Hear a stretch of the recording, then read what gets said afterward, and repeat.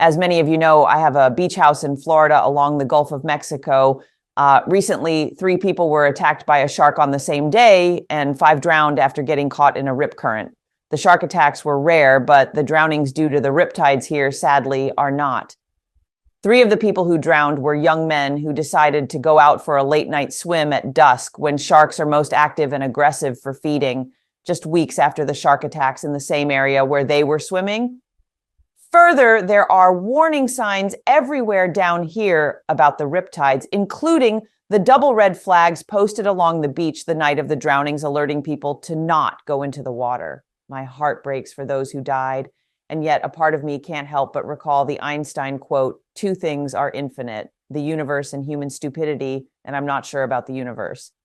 We all do dumb things, screw up and make mistakes, but some mistakes are a lot worse than others, particularly if they are all part of a series of bad choices made back to back and compounded. Swimming at night with red flags, with aggressive sharks in the water feeding, no lifeguard around. In business and in life, I don't think you need to be a genius to win. You simply need to try to make fewer stupid decisions. If you think about it, nearly every bad thing that has happened to you in business can be traced back to a stupid decision, or more accurately, a long list of stupid decisions repeated that piled on top of each other to eventually take you out. A bad hire won't end you, but if you keep that bad hire around, refuse to manage or monitor them, allowing them more time to entrench themselves, steal from you, push customers away, and spread their special kind of toxicity throughout your team, the entire place can be burned to the ground overnight, all a series of stupid choices you made.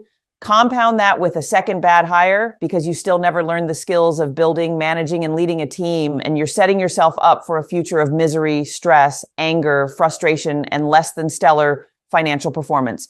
A failed marketing campaign won't break you, but repeatedly failing to get marketing dialed in to the point where it's working consistently will break you when a bad economy sets in, an aggressive competitor moves in on you, a rash of M&A activity causes you to lose your best customers, etc. Compound that bad decision with a lust for easy buttons and quick fixes, and or a childish desire to abdicate responsibility for growing sales, and you are lining up a long, cold winter.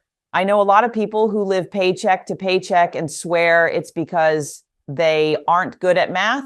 But how much of a math genius do you need to be to know you shouldn't max out your credit cards and buy things on credit that you know you can't afford? You don't need a degree in finance to save some money.